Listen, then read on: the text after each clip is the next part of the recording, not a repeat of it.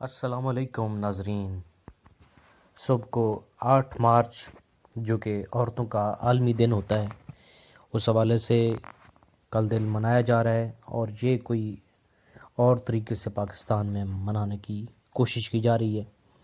کل مروی سرمد صاحبہ اور خلیل الرحمان صاحب کا فائنل راؤنڈ ہے. اب یہ دیکھتے ہیں کہ اس فائنل راؤنڈ میں کون کامیابی سمیٹتا ہے. اس کے بارے میں مزید جاننے کے لیے جاننے سے پہلے آپ سے ریکویسٹ ہے کہ چینل کو سبسکرائب کریں، لائک کریں اور بیل آئیکن کو ضرور پریس کریں تاکہ آپ کو مذائقہ خیز اور انفارمیٹو ویڈیوز جو ہے وہ بر وقت ملتی رہیں.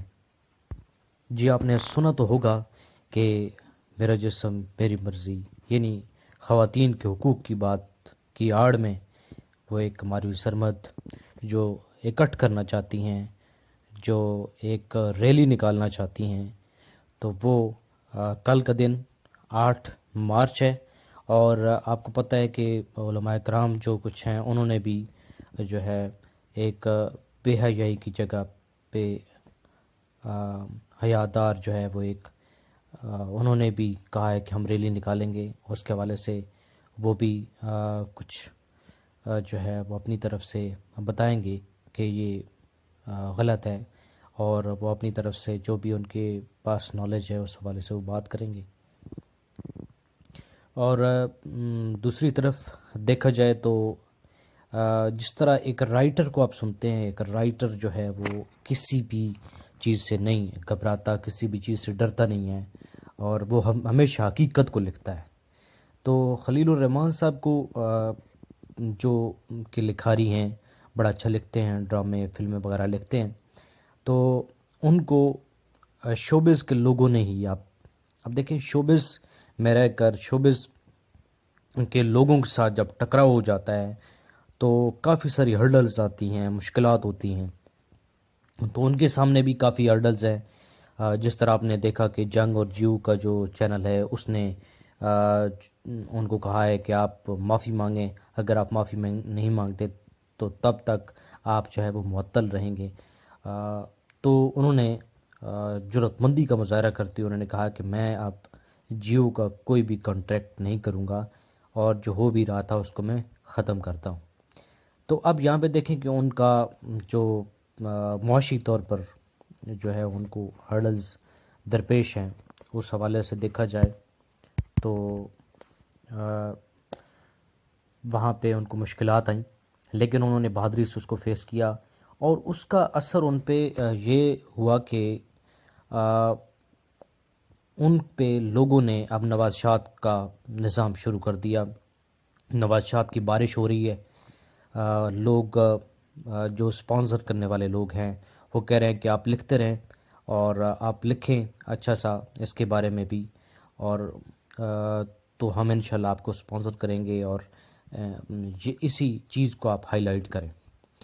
تو اب میرے خیال میں جب کوئی انسان اپنی ایک جس رفتار سے لکھ رہا ہوتا ہے، جس حساب سے لکھ رہا ہوتا ہے، لے میں لکھ رہا ہوتا ہے، تو جب اسے کوئی مشکلات آ جائیں اور مشکلات کا سامنا اس نے بڑی حوصلے سے کرنا ہوتا ہے، تو وہ زیادہ جانفشانی کے ساتھ کام کرتا ہے، زیادہ محنت سے کام کرتا ہے. تو اب مجھے لگتا ہے کہ خلیل الرحمان صاحب بہت ہی زبردست لکھیں گے اور بہت زیادہ اس میں کوشش کریں گے.